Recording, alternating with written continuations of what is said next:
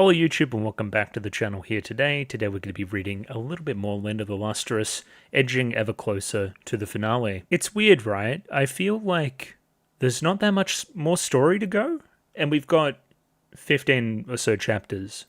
It doesn't feel like that much, especially considering how quickly this thing moves.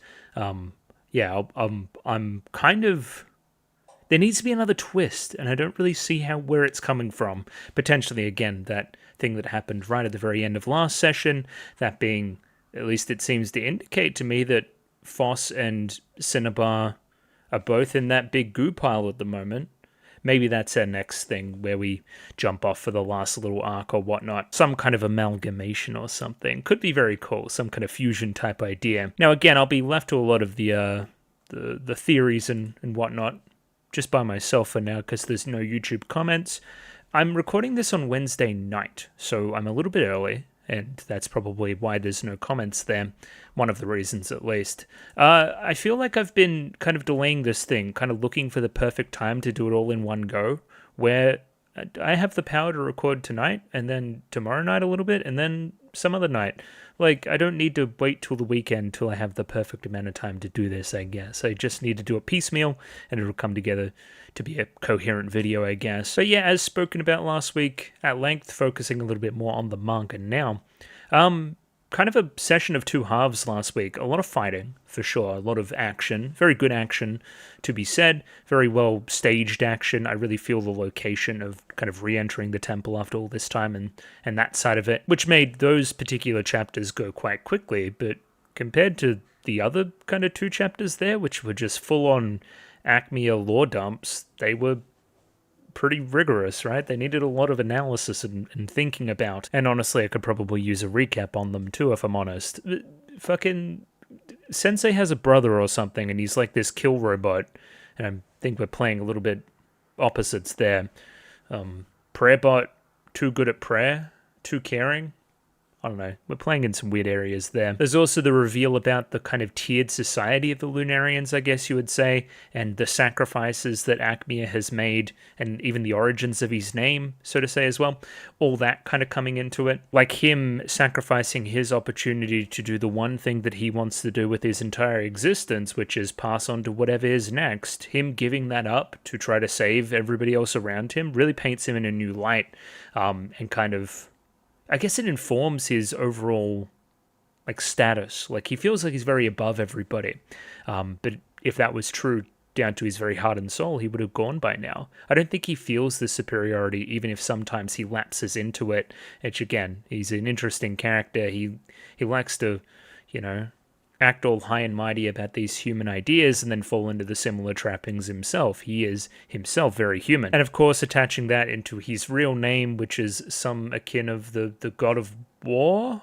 Hang on, I'll look it up. What is Yama again? Yama is the deity of death and the afterlife, often depicted as a judge of the dead and a guardian of spiritual practice. Yeah, sure.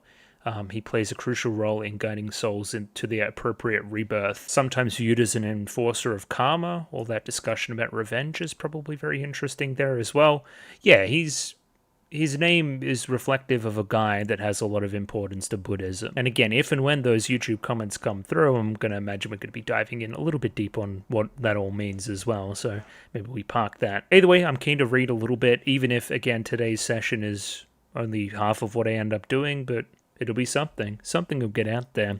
Either way, Patreon, you can get next week's episode 1 week early. Potentially that's the last one. Again, we're going to see how timing works here. If it's a lot of fights and whatnot, then potentially we'll get there a little bit quicker. If not, potentially there's 3 videos to go instead of 2. We'll see. Either way, it's linked in the description below. Access it at your leisure. Many people have, up to and including Mickey Babbers, AJ, Banana Rum Hamadamasama, Capella, Choba Ribby, Copley, Dabba Dwarf, Ed, Fancy Question Mark, Fleur Nightingale, Fruit, Fusel, Gloriana Tenebrae, Glyke, Greybeard, Guanal, Gus N, Hans Peter, I'm Mildly Anxious, Ika, Yako Yavanen, Jami Boo, Joran, Kasogtha, Kelvin, Clem, Nosta, Cot Begemot, Lick H, Lou, Marco San, Mistake L Chen, Molly Weinberger, Mr. Maniacs, Aussie, Parnik, Pencil Sharp 333, Ron Led BNK, St. Lily, Sam 1373, Skeleton, Tentacle Member, Waifu Overdose, Without a Net, Yuki Ali, Zach, Akumensa, Binshi, Voodoo Chili,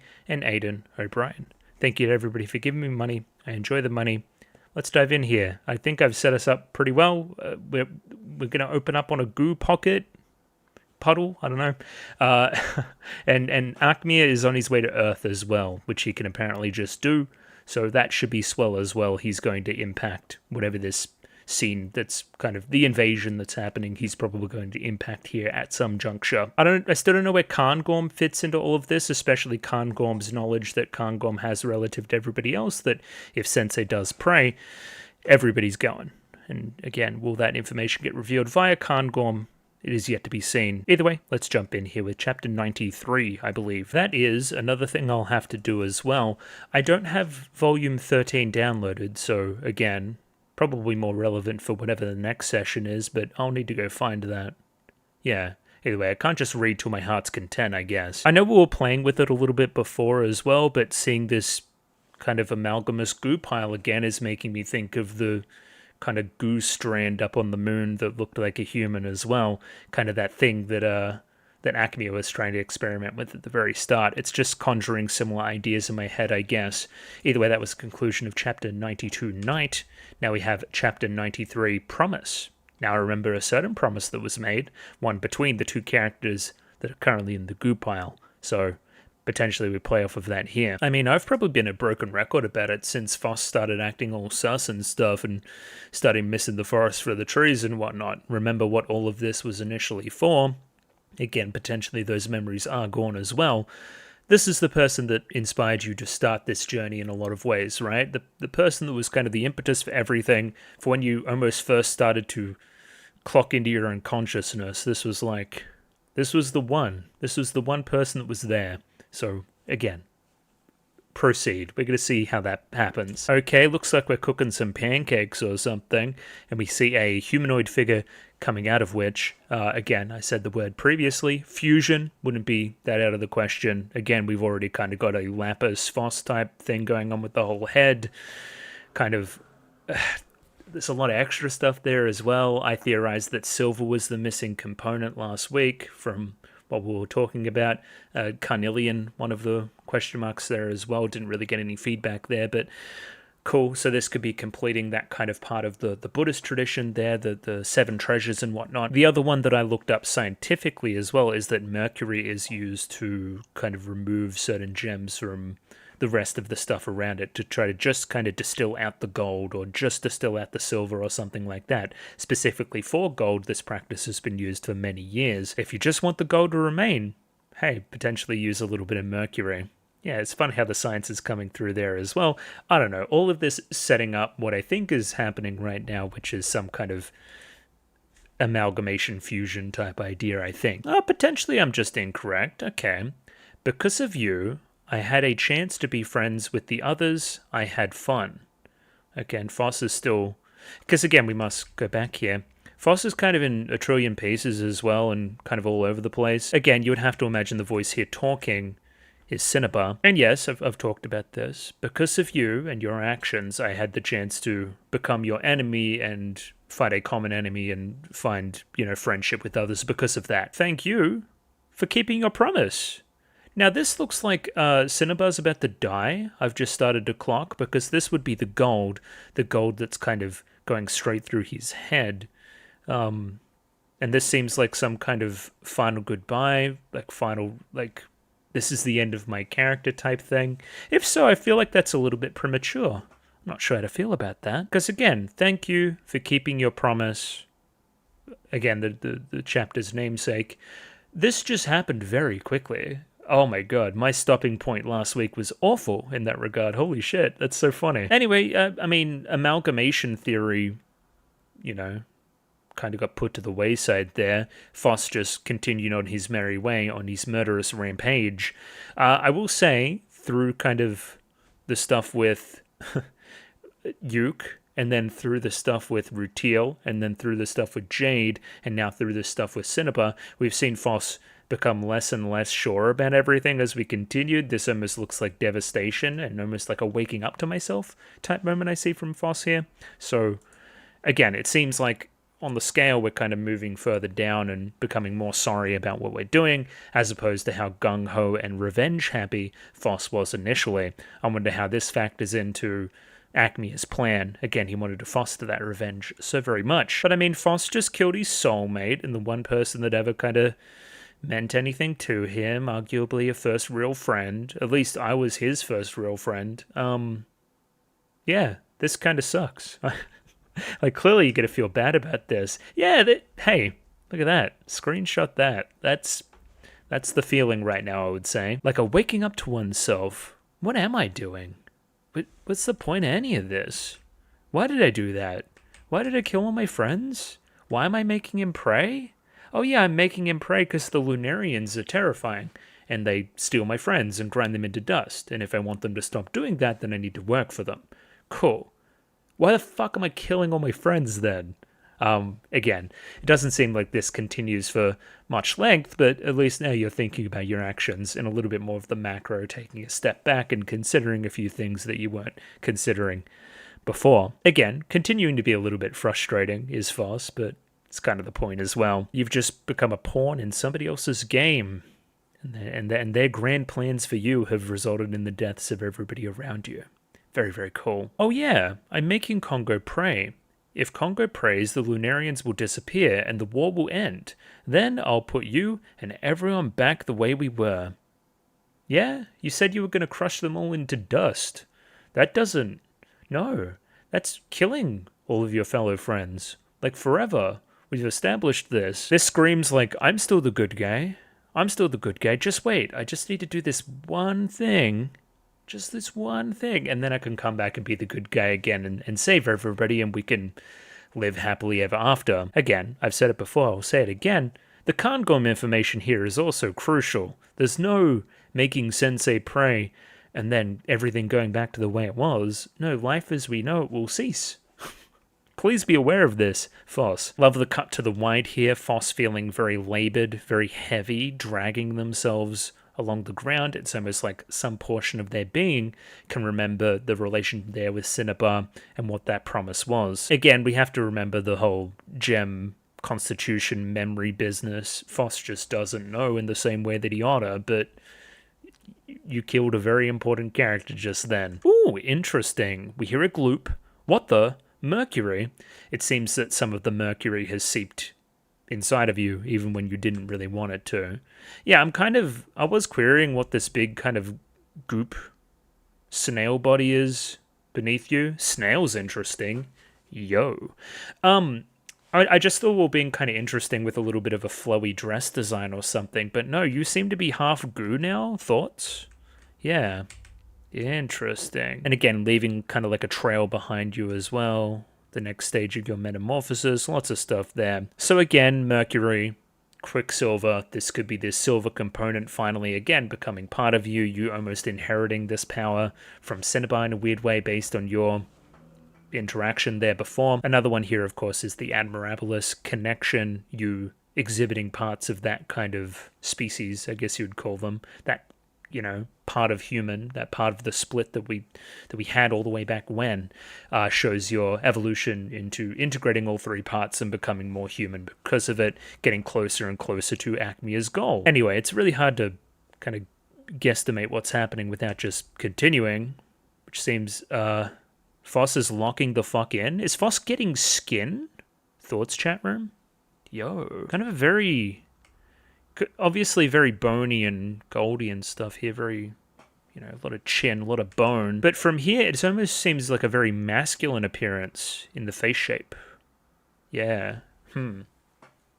Lot to consider. A lot. This also just kind of looks like somebody was chilling and then got like a cream pie thrown at their face, like a banana cream pie or something. Like a clown came by and just... pied him. Curiously enough as well, kind of the face shape resembling Sensei and Acme as well in a couple of ways, I would say. Again, it's hard to say at this juncture without continuing, but yeah, definitely curious. This is a big change again. Big change in the manga, all about change. Still trudging along is Foss, if we can even call it Foss anymore. Leaving behind some residues, some of the kind of Mercury type idea that was going on too. A little bit more that snail body has ceased and getting a little bit more like real legs. This ain't no candy cane legs anymore. This is like some muscle structure and stuff. This is like some pure admirable shit. Again, facial expressions always good. Tired, onely determined, hunched over, trudging forth. Was Sensei's desk always this far away?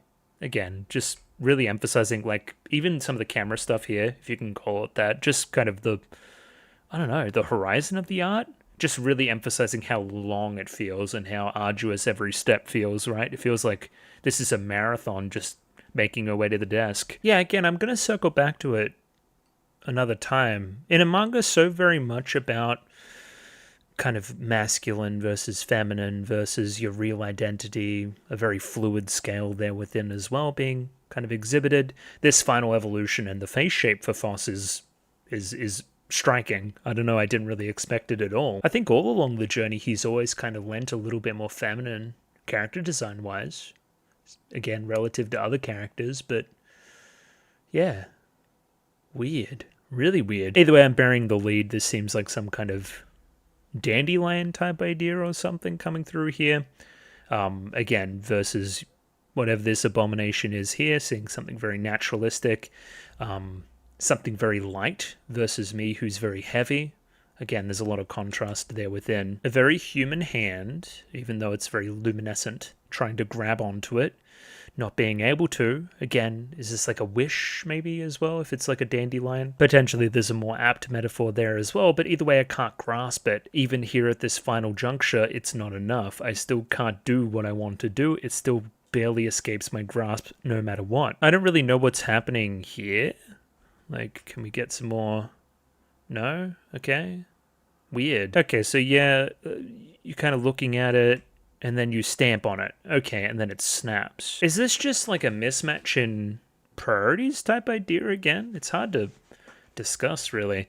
Like, okay, so I initially wanted to grab onto this person and save them, hold on to them, wish for them, all this kind of stuff.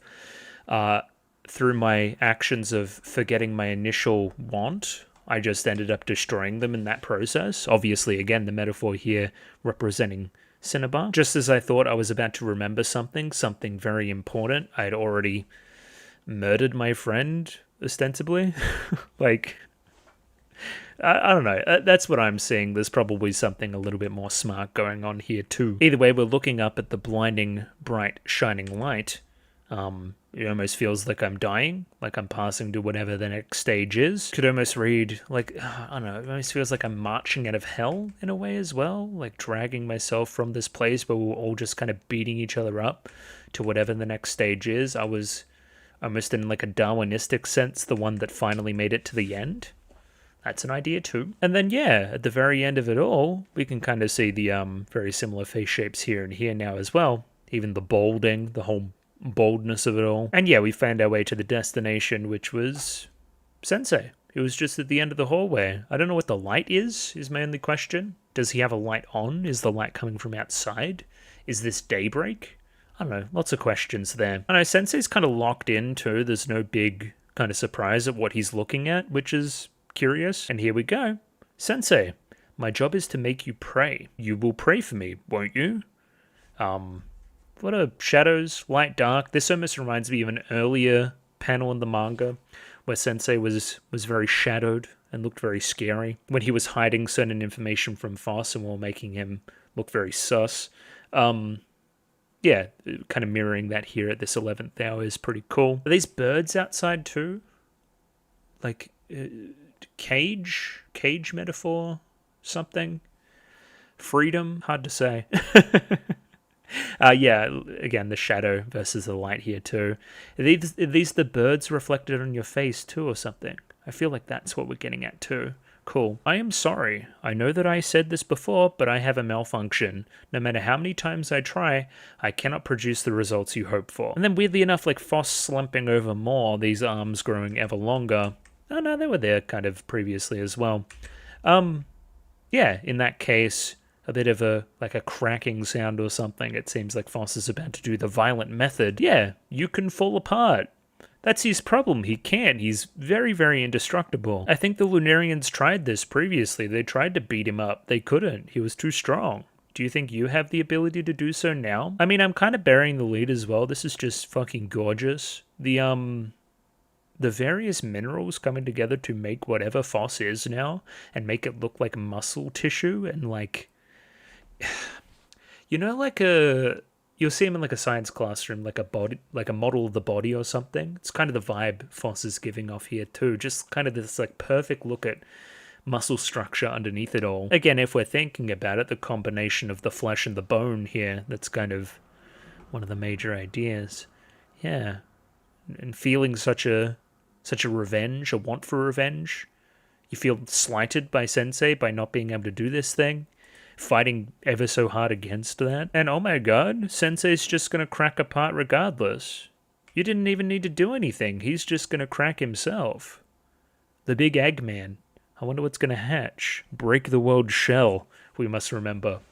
Yeah, curious. Very curious chapter. Very contemplative, not a lot of dialogue. A lot of me yapping, which is that good stuff that we like to hear. And this is like a smirk or something. This is like, trolled ya, stinked ya, buddy. Like something like that. I don't know what he's thinking. Chapter 94, Congo. Foss continues to charge in. Sensei continues to crack. It feels like the temple is cracking around him as well. Just this monumental burst of energy is about to come forth, it feels. All this time, I've been waiting for a human to tell me that my work is done. Interesting. You can fall apart. That's an interesting way to interpret that line.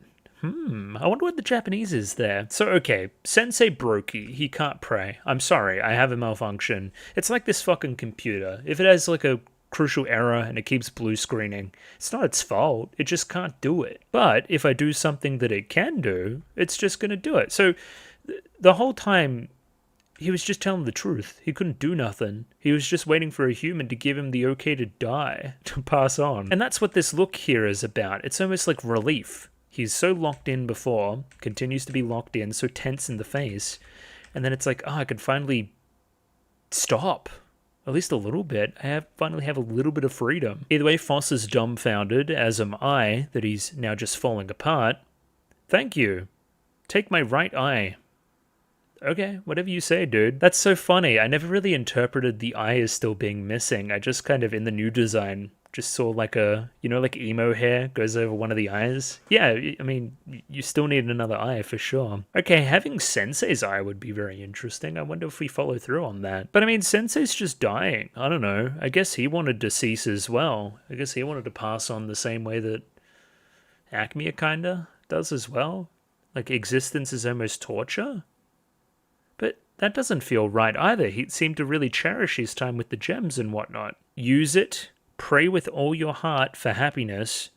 When you do, and as he's like literally turning to dust as this is happening, very similar panel structures here too between the two pages, which I like. Like, you'd have to, like, imagine the emotions going through Foss right now. Like, holy shit, he's actually doing it. And also, oh my god, my dad is dying. Like, it's all this, and I don't even know which one's real anymore and which one's my real feelings and which ones have just been added in from outside sources and kind of corrupted and other nonsense. I don't know what to feel. It's the ultimate confusion, I guess you would say. Another thing here, use my eye, you can use it to pray. So does Foss now have the ability to pray?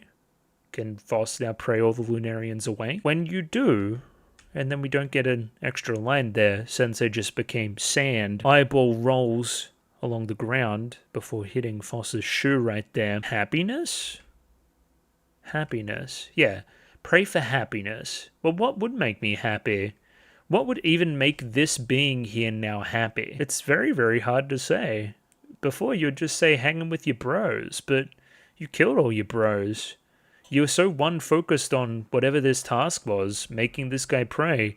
Him disappearing before your very eye, him just shattering before he could is, I don't know, my one focus is now gone. Happiness? And then I'm imagining this Shala here would be Acmea finally making his appearance. The eyeball, of course, is curious too, considering you also gave Foss an eyeball, kinda, so There's some symmetry and mirroring there between those two characters. Foss is swiftly turning his head to have a look at whoever it is. Hello, Acmea. Or should I say, Yama. Hello, Yama. Looking very godly, very, very cool. Yeah, we have to remember what Lunarians look like on this plane as well. I'd imagine you'd have that kind of creamy texture that a lot of the characters in the anime had. And he seems pretty happy. He seems pretty jazzed. Probably pointing, hey, use eyeball so I can die. Quick, please. Oh no, I want the eyeball. No, I don't want to give you the eyeball. He said it was for me. Use it, pray with all your heart for happiness. When you do, and then stop talking. That's not... I don't give it to you now. I don't want to give it to you, I don't think. It seems like Foss agrees. You really... No. Like, it feels like, give this to me. Again, there's like the stuff where the Lunarians can't talk. We know Acmea, he'd be chewing our ear off by now. This is shorthand for give me the thing. Hand over that thing, your dark soul. And we're just outright refusing, it feels like. Oh no, I misinterpreted. All this time you were trying to get this. So it was all about just trying to get the eyeball? What? Okay, let's break this down. Is this as revelatory as I think it is my first question. Because I've been doing this bad thing, at least this recording session, of kind of going off on a tangent and then being kind of like the next page just proves me wrong. But it seems to me here at this juncture that the entire plan around getting Sensei to pray wasn't about getting him to pray. It was about making you human enough to tell him to turn off so he would shatter and then I can get the eye, because Sensei's indestructible and it can only be destructed by a human. And it was less about whatever other praying BS was going on. It was more about just getting whatever this eye is, because this eye seems very valuable. Again, we're going to wait and see if it's that far-reaching, but let's see. I don't know. With a giant whoosh, it seems like Foss is now under attack, almost. You were trying to get this? Huh. With a whoosh and a whiz and a pack and a pack and a crack and a... Oh no, it seems like an attack, no? Or at least a show of intimidation, a show of force, a show of my godlike status. Oh yeah, this is like big final boss battle vibes. So again, I think I was kind of right here. I don't want to give it over to you. I'm almost instinctively keeping it. And I don't really understand why, because I'm borderline subservient to Acme at the moment, and still even then I don't want to give it over. Again, it's like this, the old memories are coming back through a little bit more, the last vestige of wanting to preserve Sensei and, you know, abide by his final wish and whatnot. I don't want you to have this thing is the basic kind of question here, I think. We swish the whip of the gold, try to, you know, grab onto that weapon again, try to strike him down. However, with a glorp and a fizz and a pow, that doesn't seem to be ultimately successful. With the raising of just one hand, I stopped that weapon in its tracks. It feels like all this time Acme has kind of just been playing around, and now he's turning on the moves a little bit more. Pow! Foss goes straight out that window, and we're outside of the temple. And yeah, like full Dragon Ball Z style, just teleports in front of you as well, kind of instant transmission or whatever the fucking move is. Ready to follow up the aerial with some combos, some fighting game type shit.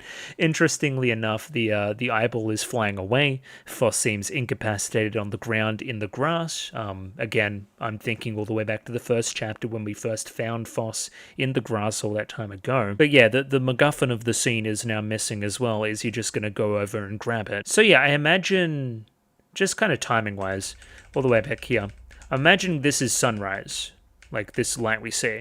Like it's sunrise as well as, yeah, kind of everything else. A new morning, a new beginning, a new transformation, all sorts of stuff there. And then, yeah, when we see it here, the sun is still rising into the morning and the kind of eyeball almost eclipses it, right? You know, we kind of live off the sun as well. It's the one light in the sky. It's the one thing that matters. It is Alpha and Omega. Happiness, of course. I want to be happy. It's the one thing that has kind of been the constant here this entire time. Well, all the way back to the start.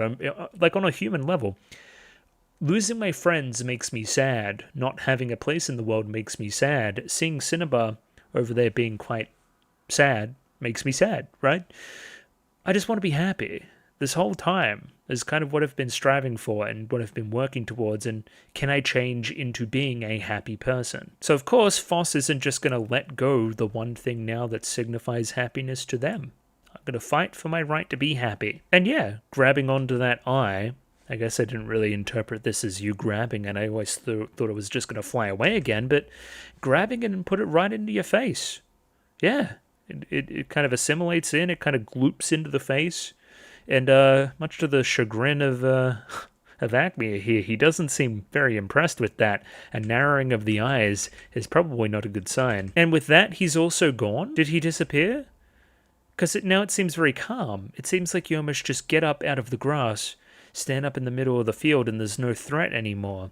Just, I have to put everyone back. Okay, I've got an eyeball. Eyeball's now going to make me happy. Oh, another fun theme that I'm seeing being represented here as well is I'm almost becoming Sensei, right? I've got his eye, my face kind of looks like him now as well. Sensei's always been my kind of parental figure, my father figure, whatever you can call it in this kind of society, in this kind of world. All this theming around adolescence and growing up and, you know, being a teenager, being a young adult, all that kind of stuff coming to the fore here at the very end, where you kind of morph into your own father in a weird way. Where again, this whole time I was striving for whatever, you know, it all meant. But in that process, it almost became inevitable that I was just going to become my own parental figure as well. That's kind of deep. I like that. I wonder how everyone's going to react to seeing the new Foss too, if they do. I have to put everyone back. Well, Sensei's fucking gone. Cool. Bye-bye, Sensei. Nobody's here? Thoughts, chat room? Huh. Upon putting the eye, did you potentially pray? Did you? Because if you prayed, that's bad. It means everybody's gone. All remnants of them forever. Is that why you're happy, maybe? Is this less a narrowing of the eyes and more of a, yes, I finally completed my life's goal? Not even my life, my, like, eternity's goal? Did you pray? Did you pray today? Because it seems like everyone's gone. Doesn't seem to be anybody left. And Foss is kind of grappling with that. Again, daybreaking and changing the night that was into, you know, this new clean slate is also very obvious too here. Almost feels like we've like time traveled to a time before everything or something. It's all just very weird. Again, in a very familiar location, once again linking it all the way back to early chapters. Just good writing stuff going on here too. Loving the faces, obviously. Like this contemplation here too. Just like, what the fuck? Where is everybody? Everybody's gone. The world's still working the same way. The ocean's still moving. The waves are still crashing in. But everybody's gone. They're all gone. Where are they? Oh. Are they all in... What? What? Okay. A couple of things. It could be possible that they all just got stolen off the ground, all the gemstones. Fair enough, which is what we see here. This is the parts of everybody. They've all been collected. Very, very cool. We'll grind them down and make ourselves all the more beautiful. Seems cool. Seems awesome. But then what's this next thing? Where we create like a new utopia with like skyscrapers and Sydney Opera House and stuff. Like what's happening there? This is just Sydney. Like they just made Sydney. This is fucking with me. How do they know? I cannot begin to even fathom what's going on here. Did we create a city in the blink of an eye? Or is it just an illusion? Why did we create a city? Have the Lunarians invaded? Are they now just in charge? It's very, very hard to say. Okay. Yeah, no, it's still there. Oh, I see. Okay. It almost is kind of like time travel. You're like having like visions of the past. Sensei's eye. Ew. Gotcha. Okay. This is like Sensei's memories being replayed. This is human civilization right before it falls, right before this impact that wiped everybody out. Hence, I can still see it even with my eyes closed. You kind of go to close your eyes, something's wrong. No, it is a memory that you're seeing. It's just playing out in this kind of weird way. What an awesome scene. That's very abstract. So yeah, Sensei sees humanity end. And yeah, as humanity might be about to begin again, we'll see. Cut to the wide, of course. Very, very cool. There we go. That'll make a good thumbo. There goes society. It's giving Planet of the Apes a little bit. kind of like kneeling down on the beach. You know, this representation of modern society has now crashed and crumbled, and, you know, it was Earth the entire time. Spoilers, I guess. I'm not really sure where else to take it, though. Why are you seeing this now? Did Sensei want to show you this? Is remembering the mistakes of the past and what happened this entire time and Sensei's true feelings and that kind of stuff, is that an important part of the tale to tell? Is that an important part that will influence Foss? Alright, and then, yeah, chapter ends. That was kind of went from there to there. Sure. Okay. Are you just going to be haunted by memories now? Is that the vibe? It's become difficult for me to say at this juncture. I cannot say I saw the manga going in this direction almost at all. Are we going to meet up with Kangorm and the gang again? What was this then?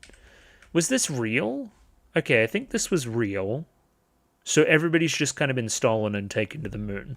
Fair enough. Then this isn't real. This is now just memories. Fair enough. Okay. Yeah. Wars end, and everybody is now back, and it's been confirmed that this is now real. Cool. So everyone's just been taken, and now we're meeting back up with Kangorm again. Where this now feels horrible, chat. Everybody fucking died, and you don't care, you're off to go hug hubby. You couldn't give a fuck that all your friends are now in boxes. We'll see how we go with this chapter. This one might be the last one tonight. We'll see how we're feeling, I guess. Welcome back. The mission was a resounding success. Ours was too. As Amethyst is kind of working on something. We finished the final adjustments. The machine to turn Lustrous into Lunarians is complete. We call it the Lustrous to Lunarians machine. I was waiting for a better name there, but it didn't really happen. Okay, this is all moving very quickly. Okay. How much time passed? It's really hard to say. Alright, so I guess we're waiting for Dad to be back before we try to use the machine and show off what it does. Alright, can we pause? Let's try to unpack Kangorm here for a second. Okay. Might need to reread. Potentially it'll come back up again, but wasn't the whole point of Kangorm wanting to become a Lunarian so that Kangorm could pass into nothingness at the same time that you do? But now that Kangorm knows that would have happened anyway, it's less of a pressing issue, no? Like, all we need is some prayer and then, you know, you're going to pass away into nothing regardless. Or is that even a pressing issue anymore? Because who's going to pray? Is Foss going to pray? Can Foss pray? Why hasn't Foss prayed already then? Can Foss choose who Foss prays for? So again, either way, this whole kind of I want to be a Lunarian thing is divorced from its original context, right? There's no kind of logical reason why you would want to do that anymore. It's more an emotional thing, right? You want to be more like this guy. You are in this society of people that are like this. I want to be more like those people. I want to assimilate, which is a word I'm using a lot in this session. I don't like being othered. I don't like being different. I want to be the same. Yeah. And I think Amethyst is more in it for the scientific side. Just interested in how far we can push it. And again, if being a Lunarian is going to, you know, further me on that path, then I guess I should be, I guess. I don't know. It was all kind of predicated on the whole yellow idea as well. Yellow couldn't change and kind of had these delusions of being a Lunarian. And yeah, I don't know. Let's continue here.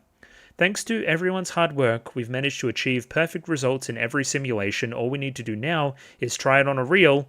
And yeah, Kangorm's already in there. Butt-ass naked. The same day he was born, he looked like this. Again, Kangorm's entire thing has been about searching for his own identity. And his identity seemingly being kind of held back at every chance, right? Based on, you know, Ghost and the eye and the everything, right? I was finally able to be myself, to be this different person, and in being a different person, I was just hopelessly devoted to the big guy himself. And I'm willing to do anything and everything to make that happen. And if I see this as the next stage in doing that, then maybe that's what needs to happen. Yeah, it's in character for Kangorm, I guess. I'm still continuously searching for whatever my identity is to me. For whatever happiness is to me, almost on some level. That I'm willing to try anything and everything. Either way, Amethyst yells stop. Why? You can't go first, princess. But it's perfect, isn't it? Of course. But in the unlikely event something did go wrong, I would consider myself lucky if my only punishment were to be grounded to powder and scattered across Venus. So again, the princess is very precious. We don't want her to just die for no reason. Or him to die for no reason, I guess. In that case, I believe it would only be right for the head scientist to volunteer as test subject. And on the off chance something should happen to the head scientist, this sounds fun. Goshen, me first. Okay, so Goshen's gonna steal everybody's thunder. Sure. They've always got their asses out in this shit, too. That's fucking mental. Very funny. Very, like, happy-go-lucky, just do whatever, go with the flow. Goshen is just kind of doing whatever.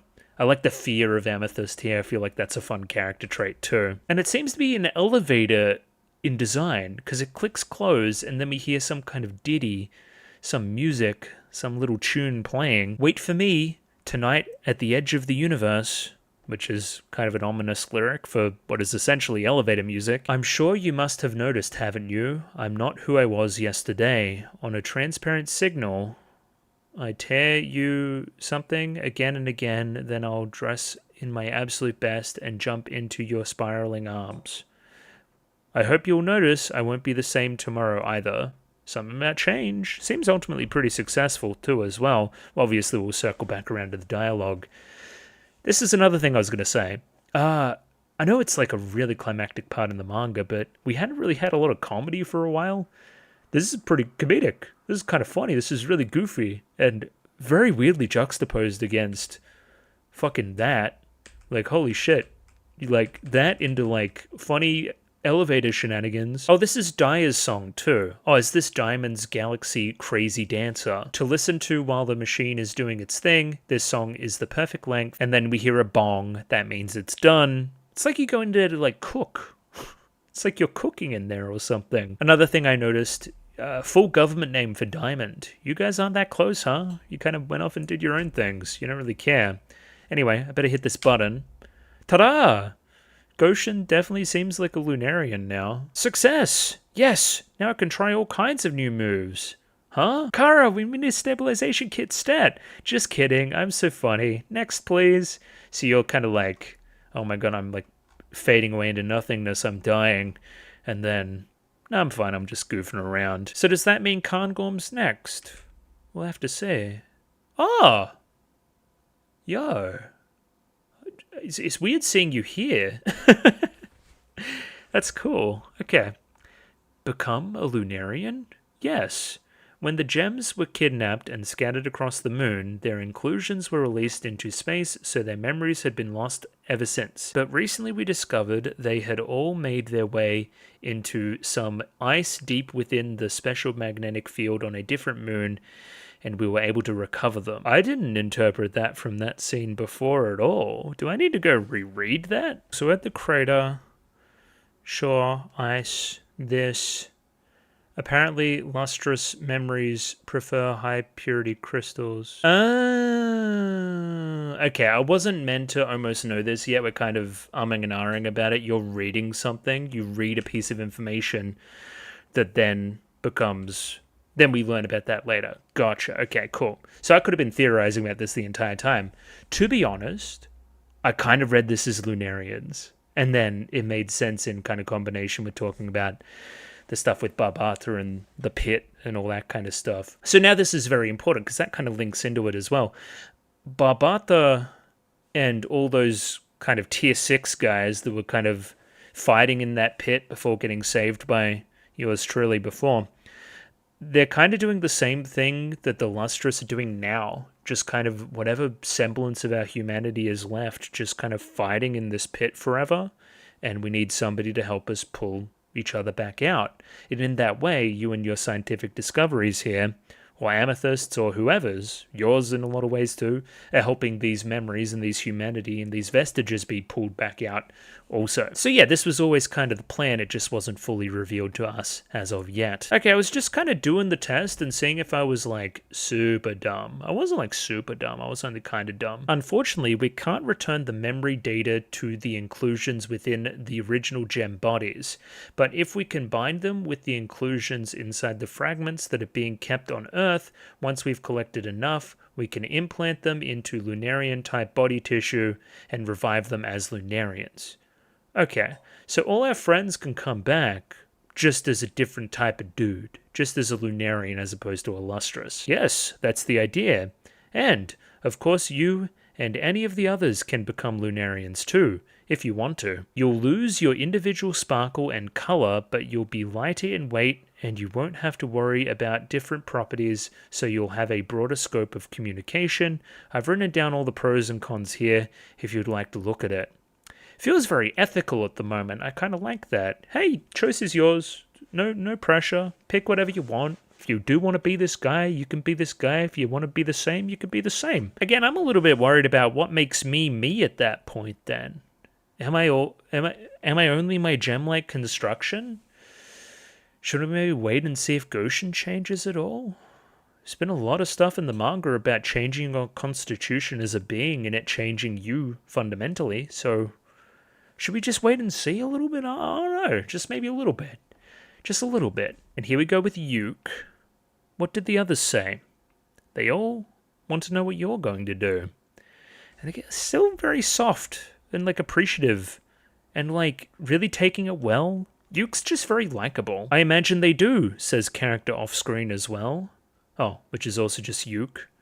If that's what will end the war, so if this is what will end the war, then you're going to become a Lunarian type dude?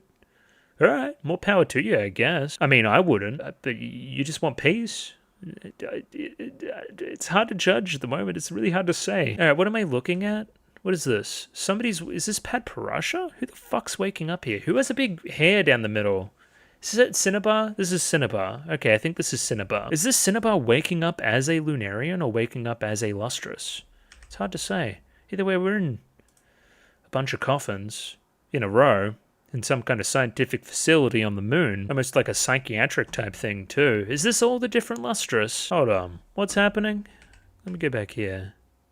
Now that doesn't look like this. That character. Because that character looks like Kangorm. And it would make sense considering Boyfie's by his side. Bit confused. I guess everybody's just here. I don't know. This is a weird looking... Even at this 11th hour, I can't know what all the characters look like. Alright. We're going to go with Wirigat. Wirigat, what do you think? What? Your name. I mean, what a film. It's a neologism from a lost language meaning abundance and transcendence. It's a lot to live up to. I always wanted a name. I love it. Didn't you? You had a name. Sensei gave you a name. I remember. Am I stupid? It has been a long time, so give me a break. Okay. That's not Cinnabar. That's Antark. Yo. Blast from the past, eh? And again, very pointed, putting them in the bed. Basically next to Kangorm. Very similar characters. You almost adopted being Antark there for a long time. I think you're just smitten that you get a name from your boyfie or whatnot. Wirigat, huh? Heh, it's kind of hard to say. You're telling me. And then Antark's just kind of chill. Imagine being Antark, by the way, just kind of like... What chapter did Antark fucking die? Like in the 20s or something? Like a long time ago. And then skipping to like the end of the story. Just imagine like skipping to the end of something like that. That's insane. It'd be like me skipping 80 chapters. Either way, Barbata wants to talk. Mind if I talk to you? Sorry for keeping you in the case for so long. I was trying to do you a favor and make sure you wouldn't be lonely when you woke up, but it ended up taking a while. And then you're kind of locking in and looking at something. Bunch of jellyfish? Is that what you're looking at? No, you're looking at society, Sensei, and then Sensei turns and kind of mogs the camera and looks all sexy like. Are we in heaven? Yo, we did it. We're in heaven. We did it. Let's go. We must remember Antark has the biggest of crushes on Sensei, if you could call it that. It's like admiration times a trillion, romantic or otherwise, affection. Now here's my question. I guess we took Sensei's remains. Did we take his dust and turn him into a Lunarian? How the fuck does that work? Is that what? We took the dust and we remade bro. Yo. And yeah, a few silhouettes here. That's Pad Parasha too. That's nice. Probably Rutiel's here having a gay old time too. Pun intended. Yuke just chilling with Sensei too. Probably got some fun resolution stuff for Yellow too. Lots of good stuff. Cool, so loving embrace with Sensei. Before you look up for a second, what do you look up as? Where's Foss? Sensei, what happened to Foss? I asked Foss to take care of you. Foss decided I was useless and destroyed me. For that I am grateful. Useless? Destroyed? Well, thank you for giving me the context as well. We definitely are in heaven. And here's another thing I've noticed. We haven't really passed on. So what's going on there? Technically, if it hadn't been for you, and you can fall apart, were the exact words. Again, I think I'd love to see that translated a little bit. Everyone is here. Thank you. And then Acme is going to be here, and he's probably going to explain something. Of course, Sensei, knowing his name already, was kind of previously established too. Acmea? An old friend of mine. A very refined and elegant individual. Yo, this is weird. Huh. Congo, that's not the right name. It's Yama. Really? Yama, you were right. Someone did come along to release me.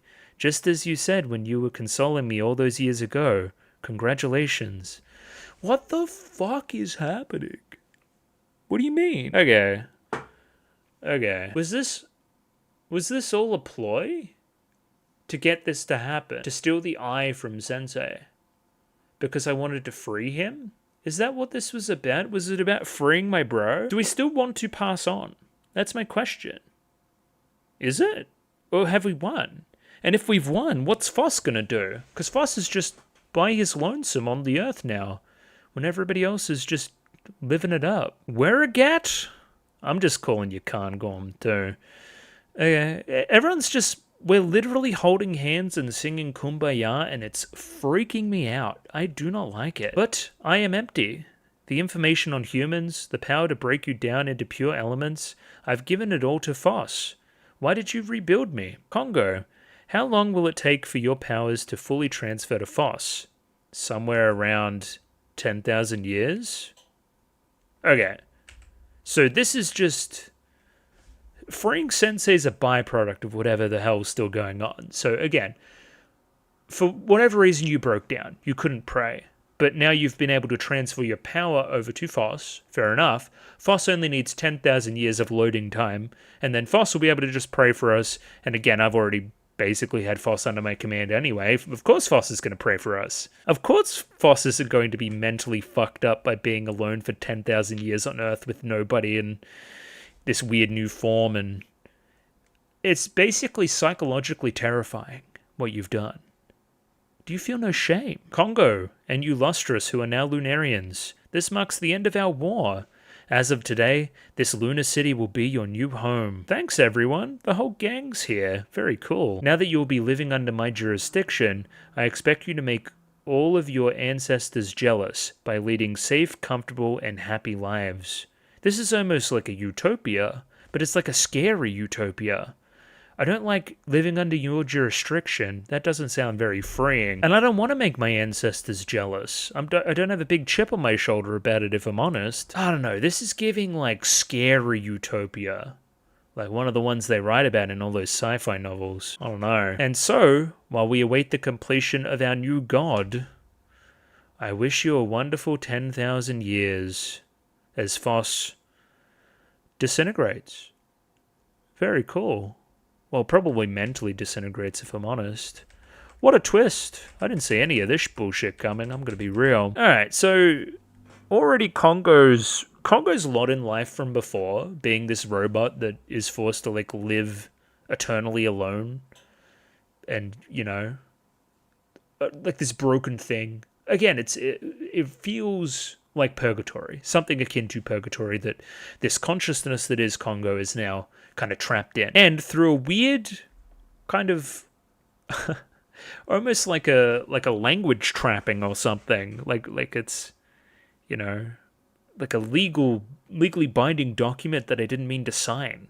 I've now become him and I've inherited his purgatory. And again, he seems to think that Foss is being very kind of like magnanimous and very sacrificey and that kind of thing. And I'm very thankful to Foss because of that and for freeing me and whatnot. But I can't help but feel like Foss has been scammed. This isn't what Foss meant by these words. Not at all. But it's almost like a trapping because of your one sole focus on revenge. It's almost like a karmic reward for being so violent. Or a karmic punishment. Huh. Either way, we're going to stop there. That's fucked up. And I'll probably return tomorrow and talk a little bit more about it and read some more. Let's do that. Sure. This was crazy. And we're back. It's the next day. I've written a few notes randomly. I was kind of at work and I was a little bit bored and I was kind of just thinking about this, so I wrote some notes on my phone, and these will be jumping off points for starting. And I think a little intermission here to just kind of gather our thoughts and reaffirm a few things and think about some things in a little bit of a higher order, bigger way is probably welcome. And honestly, kind of apt considering the time gap IRL. I believe, hang on, I'll get the exact numbers. So chapter 95 came out on Christmas Day 2020. The next chapter, the one I'm about to read, came out in June 2022. That is a very, very long time. That is a year and a half. Yeah, about there. A little bit more than a year and a half. That is a long time. And again, people were probably contemplating similar ideas that the ones that I'm going to attack here. They're probably thinking in similar ways. I will say the timing of having, Foss wait 10,000 years and the audience themselves go through by far the longest kind of hiatus is, I don't know, you could call it metatextual, I guess. I don't know what happened. That's an insane break. Anyway, first things first, people have been talking to me about this for a very long time, specifically with this chapter looking up the magazine version because it differs. Now, the chapter in question here is chapter 93, I believe, yes? Kind of the first one that I saw here today, or yesterday in today's video. We're going to start here where Foss has undergone at least this part of the transformation. Very cool. Again, very notably looking a lot like Sensei. We went through it for sure. Was Master's desk always so far away? Reflecting on the past, my past experiences within this temple even. And then seeing a visage of my older self. Of the first Foss we saw way back when, right? And now it becomes very obvious what this is. This little dandelion type thing. Because from there I went all the way back here to like the first chapter basically. And yeah, these things are all over Foss as Foss is kind of lying down in the grass waiting for the plot to start. I'm going to see it pictured there. These little like dandelion things. New beginnings, new life, a new little sprout, hope. I don't know. Implant all the Monogatari stuff I did about saplings in here as well. What's built into that? That's clearly the piece of symbolism we were going for. So a couple of questions. Why the fuck is my version... Why does it not have this? That would have made this very obvious, and it's very pointed, and it's very beautiful. Foss not being able to recognize his old self, calling his old self adorable, cute. Remember that whole debacle very early in the thing? At least Foss is cute. Always had that going for them. Taking on a visage of Sensei when doing so as well. Sensei probably thought you were very cute back in the day as well. You were the youngest, you know... Looking back on the old me and being like, I don't even recognize that, but divorced from being that person, it's kind of an objective cuteness. It's very, very interesting. It's very, very interesting to talk about before progressing onwards, that person disappearing into the darkness and never being seen from again. A transformational period, kind of buoyed by a sunrise, whereby I never see that person again, and I meet up with Sensei and irreversibly change once again in the manga. You could argue that it makes it a little bit obvious, but sometimes a little bit obvious is good too. Yeah, it really makes that metaphor become perfectly clear, where I was kind of dancing around it before. Now, bear with me on the rest of these, because they're a little bit kind of wanky, I don't know what you'd call them. It's a lot of theory crafting and a lot of just rhetorical questions, just querying some things. Number one, is this heaven? Is this the afterlife? There's no more war. It's very peaceful. It's seemingly being, displayed with the color white a lot. Everybody's just kind of chill. We can see all our dead kind of friends that have passed away and loved ones and whatnot. We can go and see them and talk with them again. And there is nothing but hope. There is only a 10,000-year timer ticking down to the point when we can actually pass on to whatever's next. It's kind of like 10,000 years of paradise before finally passing away. It's kind of the best of both worlds. It doesn't have the curse of immortality, but it doesn't have the limitations of normal human life. It's just there's no wars, there's no nothing. It's just perfect. And I'll jump around here a little bit because in what way did the characters up there deserve heaven? In a manga that's so much about karma and karmic justice and that kind of thing, right?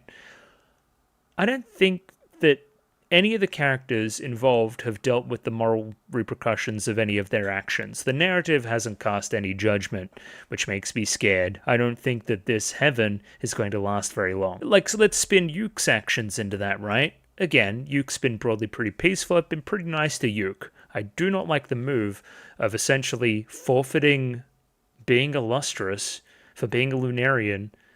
The people that you hate so very much, literally the enemy from square one, the dividing point between the Civil War of the Gems. You're just okay with becoming a Lunarian now? And you're okay with saying okay for everybody else just to end the war?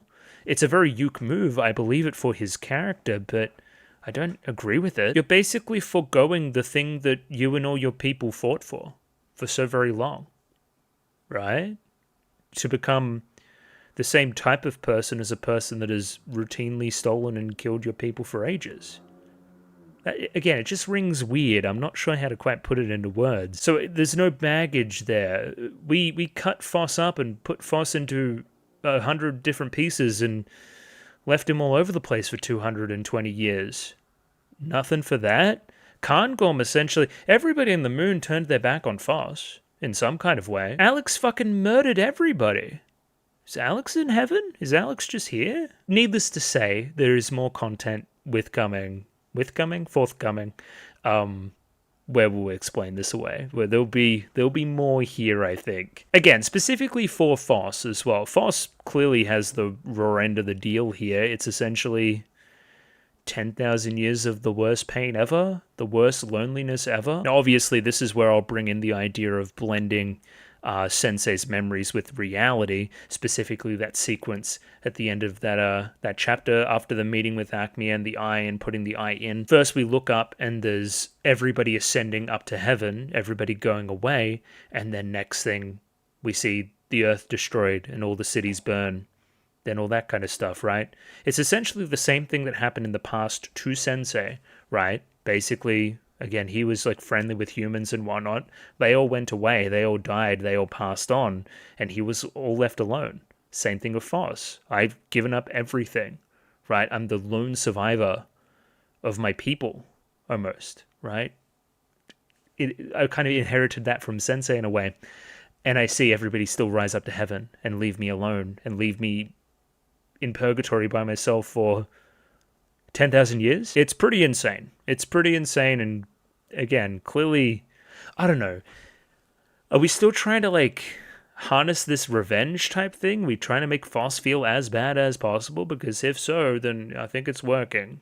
But if that's not the plan, if you think Foss is just going to behave after all this time, I think you have another thing coming. I don't think that's... Maybe Foss will be broken too, something like that. Another couple ones here just wrapping up. Sensei and Acme are friends, ? It brings into question the idea of what all of this was even for. I think, again, the overall goal here is to make Foss a human. That has been the goal from the very start. Essentially, we know that Congo is brokey. He's not coming back. So we need somebody to become Congo. That's been the secret kind of plan here the entire time from Acme's perspective. Now, my question is how much of the saving Sensei stuff is because they're genuine friends and know each other and have a rapport and there was a promise there, I think implied, and how much is just convenience that we're saving you because you are broken and it's not really about you as a person. It's more, you can't do what you're supposed to do. You cease your function. We can't have that. We need somebody else in your role. I don't know if it's as benevolent as kind of its being made to seem from Acme's perspective, I guess. Oh yeah, Untark's back too. That's fucking mental. That's crazy. And yeah, last one here, just the use of an elevator in becoming a Lunarian is pointed as well. Elevators go up, you would go up to heaven, you would go up to the moon, you would raise up like those sunspots. It kind of feels like kind of that space travel stuff they have going on there. And yeah, as I said yesterday, nice little bit of levity in the middle of everything as well, just kind of bringing the mood up, which is kind of what we need. Next up, and I know I'm delaying the chapter a lot, but we need to have a discussion about what I'm going to do for volume 13, which will be the last volume, I believe. I thought the official version would have been out by now, but no dice. So if anybody has any strict big no-nos about certain translations or subs that I should be using for that volume, please let me know. We've already kind of had a discussion about it on the Discord. I'm probably just going to finish on 98 here tonight though, because I ran a little bit late doing other stuff. So yeah, keep me in the loop there if there's something that's a super big no-no that I shouldn't be doing. Either way, I hope that 10 minutes in the middle of everything kind of mirrored the 10,000 years or year and a half wait that everybody else had to go through. So yes, finishing chapter 95, War's End. And moving on to ice cream. In chapter 96, 10,000 years. Ooh, I want that one. This one? Yes, the new one. We got a new ice cream? Holy shit. What's this little logo here too? It's like a cool cat. Yo, we love that. You'll love it. Then I'll take one too. Sorry I'm late. Who the fuck are you? Okay, somebody showed up in their work clothes that I don't recognize. Who the fuck are you? I don't even know. So what's cute here is, again, very obviously that's, oh my god, my brain, Kangom. Or no, the werecat or whatever fucking his fucking name is now. And that's Untark. Untark's fucking easy. You came here in your work clothes? Yeah, I was running late. We would have waited. Then I'd feel bad. Now I feel bad because skin color was kind of a big differentiating factor between the people in the past as well. And now I don't even know who that is. Am I stupid? That's not the point. Cinnabar. Oh yeah, it's Cinnabar. Doesn't look like Cinnabar because it doesn't look like Cinnabar. Fair enough, fair enough. So okay, Cinnabar became a Lunarian as well, along with everybody else. Pretty expected. I wonder how the Mercury factors into that. I've been very strong on the fact of finding something only Cinnabar can do must also use the Mercury. Otherwise you might as well become something else. You might as well divorce yourself from your own struggle and your own personality. It doesn't fit as a good moral for me. So again, I'm happy that there's about 12 chapters left and we're probably going to address it. We'll have to look at clothes first. Oh, good idea. No, the thing is, I was working on the flower arrangements you asked me for, and they're still not looking right. So I was going to go right back to work on them as soon as we finish shopping. I know it's just a little practice party, but I still want a little more time. So anyway, I know I look weird, I'll go change, you two eat crepes. That's not the point. Cinnabar, have some fun, okay. And then we're going to go off and start shopping, I guess. A very obvious trio here as well, insofar as their connection to Foss. Again, they've kind of been Foss's companions at different times in the narrative, seeing them all hand in hand away from Foss, letting Foss take the brunt of everything. How does... It doesn't make me feel good. Does it make you guys feel good? I will say a lot of the mercury poisoning has been built into Cinnabar's anxiety about, working in groups and that kind of really shy tsundere side. I'm happy that that's still kind of here, overthinking, over-explaining, that kind of thing. But again, being ingratiated into the group regardless. So yeah, again, you kind of still have the mercury in a way, but not in the way that I would have hoped. Where to? Kahela first. From there, we'll follow the automatically generated course of events. And we're sticking with the flower motif? Of course. That'll be right with symbolism, of course. Cinnabar loses all track of time when it comes to flowers, after all. Sorry, I'm just so happy to be able to touch them. Okay, bear with me, because I'm super duper hungover, but I just remembered this. This is obviously the connection to what Cinnabar is doing now. Again, I couldn't touch the flowers before because of my powers. I'm really hungover, oh my god. And now I can do that, and I can arrange flowers, and I don't know, in a way, Foss kind of sacrificed everything for this to happen, so I guess that fits pretty okay. Sure. Yeah, fine. Again, I'd just prefer Cinnabar to still be using the mercury in some way. Hey, we're a GAT. We're supposed to meet at 6, right? Yup, I told you so. Oh no, we're so sorry. You going somewhere first? To the Eye Opener theme park. Sure, don't be late. So what were you saying again? It turns out they couldn't bring Lapis back. They didn't have enough head memories. Oh, okay, so Lapis still gone? That's no good. But look who's talking, chat. I'm bearing the lead. It's Ghost. I forgot about Ghost. Ghost is here. Looking very suave, looking very pretty for a boy, I guess. I don't know, masculine leaning pronouns. It's always been weird there. Yeah, I don't know. This is, again, continuing my discussion before about is this heaven? This seems pretty heaven-like to me. Everyone's just chill. We're going to theme parks. We're shopping. It's very consumery, which has been kind of a big thing in this kind of Lunarian part of the manga. Probably trying to say something there, but anyway. Okay, so we can't bring back Lapis. Somebody continues to work on it regardless. Do I recognize this person? Yes, I do. Of course, it is Bortz. Yeah, again, very difficult to do without their character designs. So again, I thought that this would have linked into the Lapis stuff, but no, it's not linking into the Lapis stuff. This is Bortz's jellyfish fucking emporium, where we're doing jellyfish research, where there's a Pash. Tonight, at the party, the Diamonds make it official as a band. No. Are you part of the Diamonds? Or are you still trying to show off even in the afterlife? That's a pretty good meme image. We could, crop that. That could be something, maybe. I guess it goes to show that these two are on good terms now, at least a little bit more. You're very flashy and flamboyant. You're very much not that. And you're kind of happy with each other's differences. There's no comparison there, I guess. I see. You're worried about your partner's lack of energy. Yes, Doctor. Am I overthinking it? No.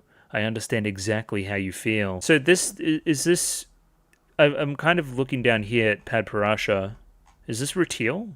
Doesn't look like Rutil at all. Not in the slightest. But calling them Doctor, I don't know, it's kind of fitting for me, especially with Padparasha up there, worried about your partner's lack of energy. Of course, Padparasha's been unconscious half the manga. And then I'd better hurry. Okay, this is Yellow? Yeah, Yellow. Does Yellow get to hang out with all Yellow's dead friends? All my friends are dead? 33 asked me to make the jam for the sandwich cookies. Stop it, Yellow. You already made the jam. We all did yesterday, remember? Oh, yeah. Oh, I was just wanting some roses to put in the tea. Fucking senior citizen over here. You've still kind of got a little bit... You're kind of a little bit hung up about everything still. You're not quite all together. Even in heaven. And again, I know it's not literally heaven, but you know what I mean. That's very interesting. Yeah, you're still not all there. But it seems like everybody's okay with it as well. They're just kind of vibing with it. I don't know, you look like a Greek goddess down here or something. They're so pretty. I didn't know you were so talented, 30. The way it sparkles, it kind of takes me back to when I too was sparkly. So imagining 30 is short for 33. Which shows the difference between the Amethyst twins, I guess, and the different kind of paths they took. Either way, we're looking off longingly into the distance over this way. Cut to the wide. At Earth! I wonder how that's going. Over there. You can almost see Foss. Yeah, again, what was the lead in? It kind of takes me back. It kind of takes me back to when we were... but mere bone, when we were stuck on that rock floating in the sky over there, when life was so very different. Yeah.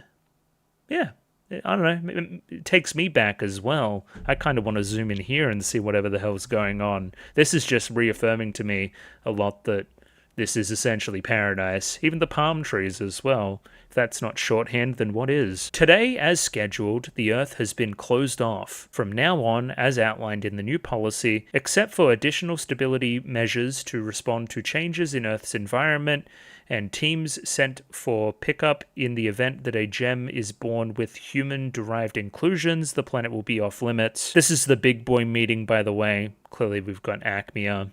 This is Sensei. This is the other Amethyst. 80-something, right? And Yuke as well as another interesting one. Is this Jade potentially too? Kind of all the major players of the factions are chilling out now. Even the pieces on the game board are here as well. That's a real blast from the past. Essentially, hey, nobody fucking touch Foss. Nobody's allowed to talk to Foss. If a gem shows up at the fucking nascency or whatever the hell, with human-derived inclusions, yeah, if we'll go pick them up, I guess? That's weird. Okay, holy text box. Bear with me. As for the Admirabilis, although we have seen a trend towards degeneration into smaller, less intelligent life forms to adapt to food shortages on Earth, we have carefully interviewed everyone involved and determined that none of their race have been left behind, and all who wanted to have successfully been installed on the moon. Acclimatization to our pools is going smoothly, and we plan to integrate them with the lunar Admirabilis in our newly constructed synthetic sea soon. The search is ongoing to find where the memories of the Admirabilis who have lost their flesh have ended up, but we are constantly gathering more information, and we have high hopes for success. As we continue to take Lustrous and Admirabilis into custody, we plan to lunarize any and all who wish to undergo the process. We are all going to be Lunarians. There will be no differences between any of us, and that means we'll all be the same, and that means that peace will reign down. Isn't that a nice message? No, that's fucking terrible. If anything has taught you anything, like morality-wise, this shouldn't be the answer. No. Let's take whatever differences we have fundamentally to our construction and lose them. And lose them in the process of changing to become the same in the want for peace.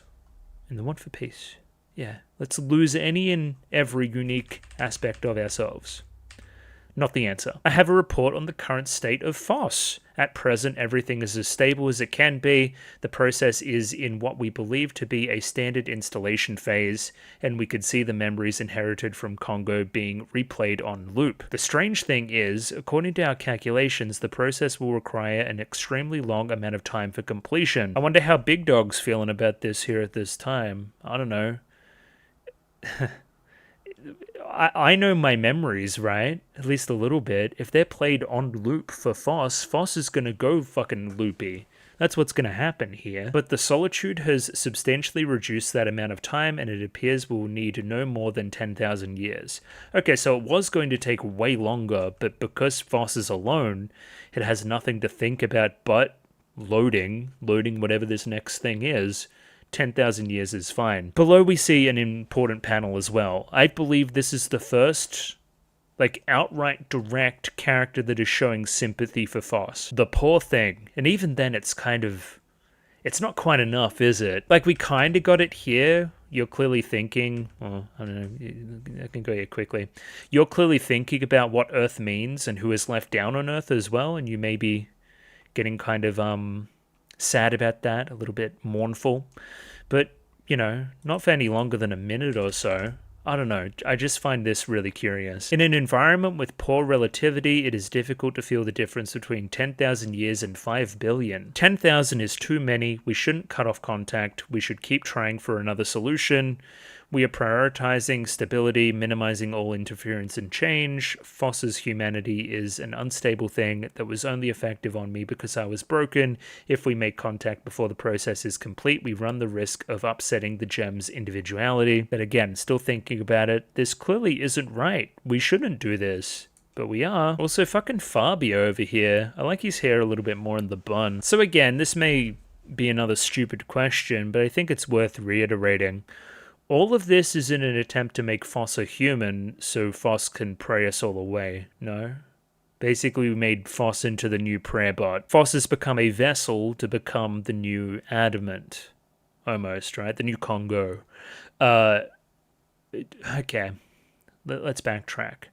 I don't see, and again, this may be my stupidity and my limited frame of reference, I don't see the appeal in passing on anymore. There's no real struggle. There's no war anymore. It's just kind of eternal bliss. Everyone's just friends. We have everything we could ever want. I don't know. I think this seems fine, no? I guess never being able to die is kind of sucky. weird one. I don't know how to feel about that. But it would be difficult to back it up. That's only, okay, blah, blah, blah. The individuality of the gem, which we don't want to... Okay, so we're backing that up. But will we get the prayers we want? That gem will reawaken as the only entity with that power. I know that Foss always dreamed of being special, but... Yeah, I think we're bringing up an interesting question here. Again, Yuke's kind of being the star of this chapter, in my opinion. There's no guarantee that Foss, when awakened with this power, will use it for your benefit, right? If anything, they're going to be vengeful. If you guys are being perceived as, like, in heaven, as angels, as gods, essentially, as controlling everything, and Foss is a human... Like, again, very classically in many myriad pieces of fiction, humans rebel against gods. It's kind of their folly. So, I can't see this working. Either way, another moment of contemplation here. Oh, come on, you're still having that meeting? We're going to put up decorations. We're all so happy here. I'm sure we'll forget all the feelings we ever had for Foss. My feelings of gratitude. Can you find it in you to forgive? Yes. Is this on Tark? Sure. What? Okay. This is insane. Yuke just lost all of Yuke's good points. We're all so happy here, I'm sure we'll forget all the feelings we ever had for Foss. What? Foss is sacrificing everything for you, tool bags. Yo. Foss. Foss, kill them. No, don't kill them. They'd like that. Torture them. That's what they need. Foss will be the only one left behind. Isn't there anything else we can do for our old friend? I don't know. There is, apparently. As we both say in tandem, the siblings over here, the twins, the bros. Again, I must say once again, seeing the three of these characters essentially agreeing on something and being in the same room, plotting on the same side is kind of throwing me. Again, will there be repercussions for this? You've essentially all betrayed Foss. All of you. Yo. Okay, so I don't know what that is down below. Who is this character? I think this is Shinsha once again. I believe it's Cinnabar. Okay. Does it bother you? No. You did get to say thank you, didn't you? Yeah. But, yeah, I'm thinking this is Cinnabar. That would make sense. Looking off wistfully over to the moon, thinking about that connection with Foss, tenuous as it may be now, and essentially Foss killed you as well, which is kind of crazy. Well, I don't know, he smashed you. It's weird. And we did get some amount of closure. I was able to thank Foss for being a good friend, but still even now, I'm not sure they deserve what they're getting. You did get to say thank you, didn't you? Yeah, but I'm happy. Are you lost without Foss, Cinnabar? No, and that's what's bothering me. I can see that. I mean, that was Foss's wish as well. No, but it was also to find something only you could do, which I don't think ever ended up happening. Well, kinda did, because Foss changed a lot post the Cinnabar fight. And again, I want to integrate you, I want you to be happy. That was a big thing. Happiness was a big thing way back here now. Bear with me. Happiness, I want to be happy, of course, yes. So, I wonder if Foss is happy now. Everyone else is. You know, that seems kind of fucked up. The party's starting. Yeah. I wonder if it's another windy day. What, you mean like the start of the manga? I guess you don't feel the wind on the moon. That's another weird one. Or you wouldn't feel it at all if you're a Lunarian. Maybe, I don't know how that shit works. Anyway, we're back home as well. I was feeling the end of the chapter coming on. Of course, another windy day and a reminder of where it all began. This is literally where Foss and Cinnabar met. This is literally their home. And this grotesque creature that we see writhing in agony, is that a mouth? Is Foss. Again, I was going to imagine something like this would happen. Everybody else is happy-go-lucky, having a good time. Some of them are worrying about Foss. Most aren't. And Foss is literally struggling with... I can't even imagine how bad this is. It's so bad. It's the worst. So yeah, I don't know. That was pretty expected chapter, I would say. Just really reaffirming how scummy this all is on the part of everybody else. 10,000 years ended. Chapter 97. Dream. How do you feel? I feel great. I'm feeling okay. I don't know about Foss. Oh, okay, I see what's happening here. The Doctor. Very, very cool. So, Sensei's memories. Sensei's memories are being replayed in Foss's own eyes at the moment. That's also what this writhing over here is. Is like, oh my god, I'm like experiencing somebody else's life. The life of a robot whose only desire was to pray, who eventually broke down.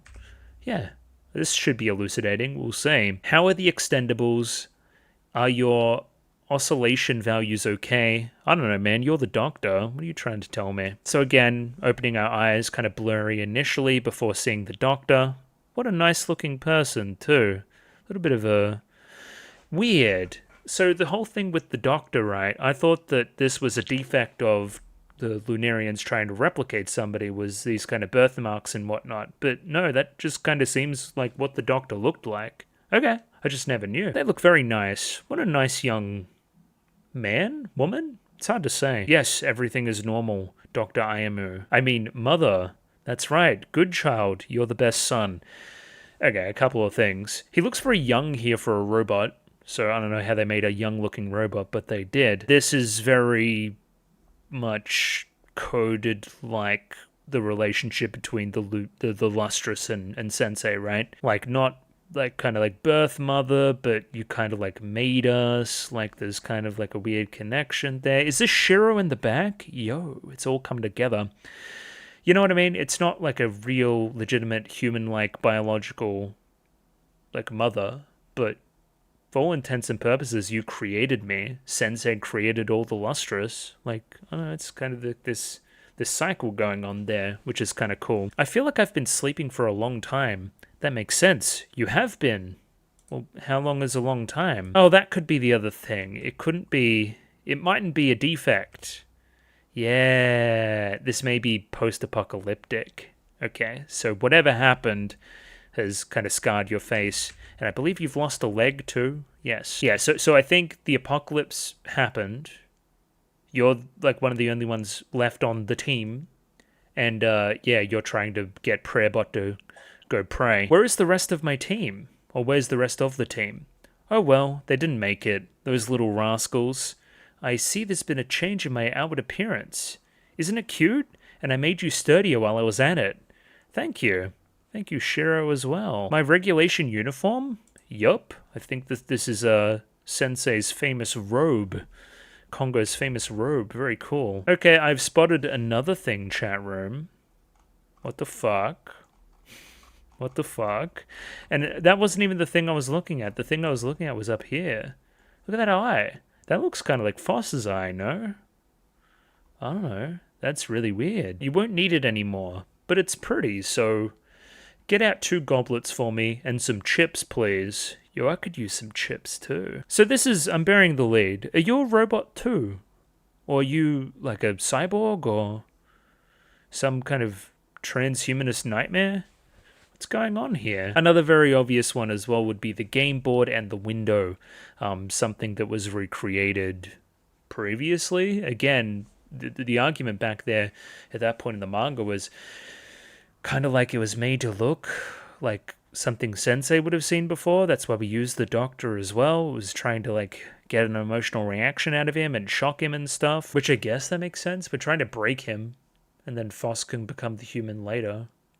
I guess that works. It seems this snap here was you disconnecting a bodily fluid, which is probably blood, which probably means you're not a robot but a cyborg. Cool. So you're still kind of a human. Gotcha. Mother, you mustn't waste your bodily fluids. Don't take that out of context either. That's a terrible line to take out of context. Jesus Christ.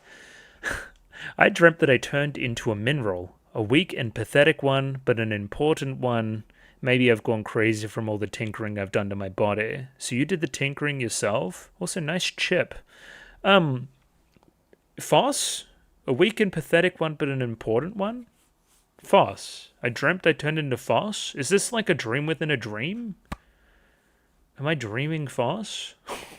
And Foss is dreaming me right now because it's Sensei's memories? Yeah, do you know what I'm saying? There's like some weird, again, symmetry and rhyming there going on. I'm sorry we're so stupid and pathetic. Humanity let itself end without bothering to help each other, and I'm ashamed to be a part of it. Bringing you into the world is the one thing I'm proud of. Forgive me for leaving you here. I'm sorry I couldn't set you free. This isn't for the humans, a new world is coming. Casting a lot of judgment on humanity, like, as a race here is kind of insane. Another discussion of procreation as well, bringing you into the world, is the one thing I'm proud of. That was an argument used between Kangom and Acmea early in the manga, where it's like, if we were to bring a child into this world, is this the world we would want to bring them into? Wanting better for whatever is next. It's an interesting discussion.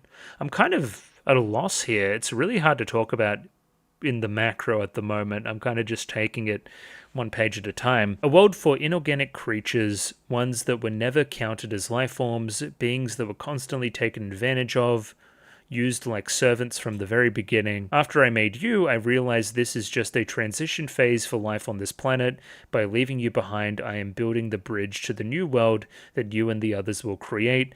A truly beautiful, rational world. Whatever you say, man. You're right about this kind of stuff, but I'm seeing all this ties back to humanity as a shackle, right? If the Lustrous just lived as the Lustrous ought to live and didn't have all this kind of human baggage attached to them, I think they would have just been hunky-dory. Same as the Lunarians. But they can't help but escape almost the curse of humanity. Like, that's the tragedy, that's the folly there, that they never were able to move on and become a truly beautiful, rational world. There was always some irrationality there in everything. If anything, we're trying to make Foss as irrational as possible. If anything, Foss's decisions over the last, 20 chapters have been irrational. That's not beautiful and rational. Yeah, no. I feel like we failed a little bit. I feel like Sensei oversaw us failing that initial goal. Sensei being the bridge as well? He's a broken bridge. The bridge doesn't connect. Yeah, holy shit. Yo, that is an insanely good-looking panel. Yeah. That's that good shit, bro. It's arrogant of me. This is just nature running its course, and I just happened to be here during it. Like, kind of closing your eyes for a moment, and then, like, a huge galaxy appearing in your, eye. You know, this reminds me of, when you see, the golden ratio in a bunch of different spots, throughout, all the way zooming down into the ocean to, one shell, all the way zoomed out to, the galaxies. It's always this kind of spiral formation, these kind of similar things mirrored throughout everything. Kind of like the iris of my eye looks like a galaxy as well. It all reflects itself. It all reflects each other. Yeah, this is what I'm getting out of this piece of symbolism here. And again, it's just nature running its course. Life and death. Huge disasters and rebirth from it. Kind of like a bushfire as well, right? The forest always kind of grows back stronger. This is just the process of nature running its course again, you know? The knocking over the glass full of blood here is another interesting one. Again, probably indicating that you're on your last legs, I would say. Everything is going to change. You know that, right? Yeah, as another... Is this the sixth impact? Is that what we're getting at? The one that destroyed the city before? That was one of the initial 5? Yeah, again, we're really, hitting home on this galaxy-type theme. Coming off the presses of this kind of stuff as well back here. Looking out, gazing off into space, seeing the Earth. I don't know, it's kind of connecting. I know that I'm on the wide, shut up, but, that's another incredible one. What a great panel. What a great manga. This thing just looks awesome. This really feels like, in, classic storytelling fashion, that kind of 11th hour flashback that kind of clicks everything into place. A few kind of lingering threads in the narrative are now, the doctor and the house and the board and the dog and the everything, right? That's now all clicking. Here's another interesting one. When Doctor was kind of used as a Lunarian earlier in the piece, right? When Hakase came down, it didn't seem quite all there. Is that somewhat due to this cyborg type thing? Like you didn't pass on correctly almost? Or maybe you passed on in one of the initial 5 kind of passings on as well, and we needed to kind of get you back? Or is there something going on there special to this character, why they weren't, like any other Lunarian? Anyway, the context here as well, obviously, is Foss is seeing this, so I wonder what Foss is thinking here. Humans are so awful. Just because they're pitiful and helpless, they want to assign meaning to everything and put it up for decoration. Oh, are you falling asleep? Good night. Oh, But one thing, once you've crossed the bridge, burn it. And yeah, I mean, I'm going to go back here and talk about this a little bit more. So again, okay. Sensei, once you make life, again, however, find life, whatever you did with the Lustrous, whatever the next life is, what is the exact wording here too? Beings that were constantly taking advantage of, like the fucking rocks. Once you find them, hey, and whatever, you know, that bridge to the next kind of phase of life is, make sure you bury the bridge to humanity. Make sure you don't let them see what humans are. However, that's happening right here. Oh no. We did the one thing that the doctor told us not to do. And then we smooth over his Vegemite head and give him a smooch on the fucking forehead. He's really creepy looking Foss now, eh? Just looks like a model of the body or something. Yeah, this is chapter 97. This has pretty clearly been one of the standout chapters in the entire thing. This is just masterful. It's very, very good. Again, starting the chapter with the opening of the eye, to the closing of the eye, to the Foss reawakening to himself, to the realization of the breaking of the promise here. That, oh my god, we did the thing that he said not to do. Cool, okay. Then a kiss on the forehead. Big old smooch. Vegemite smooch. What the fuck am I looking at? That would be... What is this? This is Foss. This is Foss? This is Foss. Very clearly we've also got the little dandelion thing going on down here too. Very, very cool. Big old ring. Ring's interesting. You look like an alien. You look like a slug alien. Very frilly. You look like a Pokemon almost. Like a cool one. I wonder what that would be is. What is that would be? We don't really get an ending there. I don't know. You kind of cry some tears? Are they tears of gold? Foss has ascended once again to whatever's next. You're looking very angelic, which is funny because they've just spent the better part of an hour talking about how the Lunarians are like angels. But you're the real angel. Biblically accurate angel? I don't know, there's probably some Buddhism stuff going on here too. You've got a very flat head. What's going on there? Anyway, you get up, it's the dawn of a new day, and everybody's kind of now coming to see what's going on. Are you going to pray for them now? Okay, has 10,000 years passed? Is that the vibe? Because now everybody's here to witness you and whatever you may do next. And yeah, I mean, chapter 98, prayer. I think we've got about 20 pages left. Let's see. Oh, that's kind of cool. The geography's changed a lot too. I wonder if it's kind of like a flooding event. It seems like there's far less land now overall, or you found yourself on a little alcove or island. And everyone's here. Very obviously Pad Parasha there, as well as our good friend Cicada. We forgot about Cicada. Yeah, everybody's just kind of mogging the camera. They're kind of looks-maxing. And looking down on poor Foss. Here's one I missed as well. That's Ventricusis, right? Or whoever the next Admirabilis person is. That looks like an Admirabilis. So whatever they were talking about last chapter with the reintegration there, or the chapter before, has kind of gone to the logical end there. You're now a Lunarian too. So this is the day of reckoning. This is the day when everybody's about to pass on. There's another volume left, I'm just going to tell you that, so we're going to see. Chapter's called Prayer, though. I don't know, maybe Foss just prays them all away. Fucking Khan Gorm. Fuck you. I don't know where that came from, but it's true. Okay, seems like we're going for a lot of a spectacle thing this chapter, and probably hot off the presses of a lot of dialogue in both the kind of Doctor flashback chapter and the previous one. It's probably a decent pacing decision. Even now, pacing's probably not that important considering how climactic we are getting with it all. So that they begin to bow here. Everybody bows to Foss. Foss is rather large here too in stature. This reminds me of previously we saw kind of adamant pray people away. They were kind of kneeling before him and he just kind of went and it happened. So is Foss going to be able to do this in the here and now? Now again, here's what this whole thing is telling me, like this kind of stuff. Once you've crossed the bridge, burn it. Humans they hold grudges, man. They're not just gonna pray.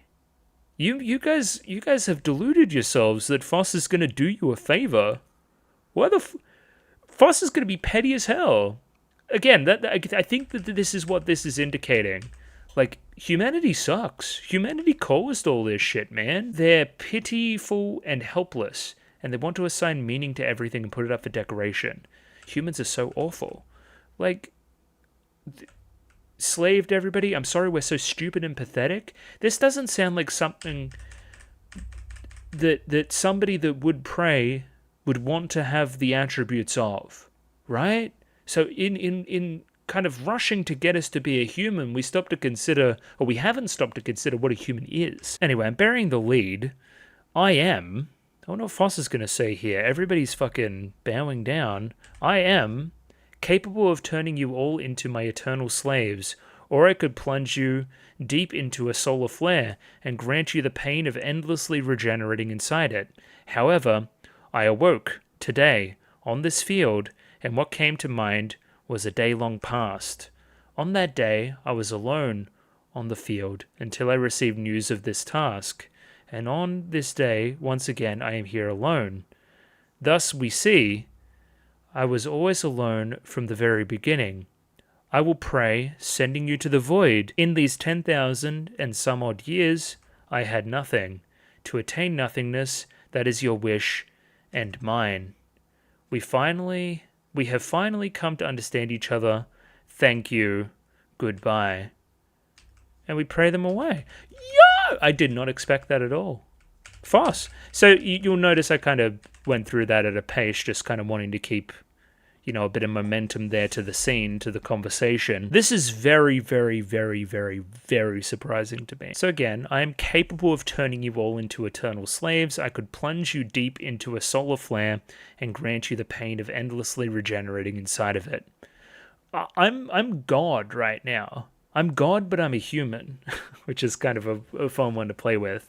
I could fuck you over, but I choose to be magnanimous. Now, what I don't really understand here is this stuff. I awoke today on this field, and what came to mind was a day long past, obviously the very start of the manga, you would imagine. On that day, I was alone on the field until I received news of this task. What is news of this task? On that day, I was alone on the field until I received news of this task. That's not how the first chapter goes, I don't think. You kind of get up and Morga and Goshen are going to fight some Lunarians. So maybe it's a different day. Maybe it was a day that you woke up in the 10,000 years or so. No, but this would indicate, along with these down here, that it is the first chapter. I don't know what we mean here, really. And on this day, once again, I am here alone. I guess the pertinent information is that I was alone in the field. Nobody was kind of there with me until Morga and Goshen found me. Kind of this grand thing of, I've always been lonely, and I've never really had anybody on the same level as me. And when I thought I did, I didn't really. So, I don't know, I'm kind of just used to it at this point, and this is my lot in life, I guess I'll stick with it. Thus we see, I was always alone from the very beginning. I will pray, sending you to the void. In these 10,000 and some odd years, I had nothing. To attain nothingness, that is your wish and mine. What an odd line. In these 10,000 years, I had nothing. So you want to attain nothing, I have nothing. We both have the same wish to be nothing. So I don't want to create any more connections. This is almost really sad. I don't want to see you guys anymore. It's a very, very bitter answer. But not petty and scornful. It's not again, I'm specifically not going to torture you all. I could, I won't. To attain nothingness, that is your wish and mine. Okay. We have finally come to understand each other. We both want for the same thing. Sure, and then Foss go boom. Foss says goodbye, and then boom, and then boom, and then prayer, and then there's a long reunion there. I love the scale here. That's obviously what we're getting at there too. This is almost like amoeba or countries or something kind of in your visage too, which is kind of cool. You just prayed and it worked perfect first time too and kind of obliterated everybody. At least that's all we can kind of speculate here at this time. I feel like I'm not passing the smart enough test here. This is clearly something that it's going to have pretty long discussions about in the start of next week. About what to make of all of this. And again, I'm imagining most people were thinking that it wouldn't go this way. Right? This has to be surprising, unless you're like Buddhist pilled or whatever the hell. I was feeling scornful. I was feeling revenge coming on. I feel like I've been scammed and tricked, says Foss. But I guess Foss is almost like nihilistic now. It's like, fuck it. I don't want to see you guys. Bye. I know that's oversimplifying it, but still. Intriguing. Yeah, I really don't know what to say. Either way, Land of Loving Reunions. Oh, Shiro remembers you, Congo. It looks like you're the new favorite. You love Congo too, don't you? What do you mean too? You trying to say something? And then the dog's just bouncing between everybody and like pissing or something. There's a lot of poinging going on of bouncing between the two. You want to play? All right. If the tower falls, you lose. Understood. And they just keep stacking it and it doesn't fall. You remember, because these pieces were like demons back in the day. They went crazy. They would never let go. They were too strong. Anyway, the end. Yama. Yeah, we did the Yama thing. Also known as Enma. The King of Hell. True. Oh, sorry, I've been in this one for a while. Sorry, my bad. Yeah, this is weird. This is like future language stuff. Acmea never specifies exactly which language the name came from. Perhaps it is one that doesn't exist in our time. Future language. Translators have chosen this spelling based on the name of Egyptian god of abundant harvests, Wajwe, whose name means great green. But Kangom isn't green. Anyway, weird. Land of the Lustrous, Japanese edition inside cover. Very cool. Not much there. Little dandelion or whatnot. And yeah, I mean the ads. We can have a look at the ads quickly. They're pretty cool. Yeah, nothing there that I hadn't seen before, I don't think. So again, we'll leave that there for tonight. Yeah, I don't know. I'm ending this thing a little bit confused, but ultimately very impressed. Just craziness. Holy shit. Yeah, not the way I thought it would have went. I thought Foss was going to be vengeful and scornful. Potentially Foss is in his own way. You know, I don't want to see you again. You guys can pass the nothingness. I want to be alone in nothingness. You know, our goals align. That's almost the only reason why I'm doing this. I've always had nobody. Yeah, it's very sad almost, right? It almost disregards a lot of the relationships in the rest of the story. The story we've seen thus far. You know, I don't think that was ever the intention. Anyway, I'm keen to hear people's thoughts on it, pretty obviously, but yeah, good still, obviously. Next week, probably it will end up being 2 videos to finish, just to time things out right. I think 10 chapters to finish is probably a little bit of a bridge too far, especially with stuff, you know, towards the end being as kind of finalistic as it is and whatnot. Yeah, talk to me, comments, please. I'd love to bounce ideas off of people, I guess. People more in the know than I. And yeah, talk to me about translation stuff as well, if there's some big faux pas I shouldn't do. But either way, I'll catch you guys next time. Ciao, bye-bye, see you later.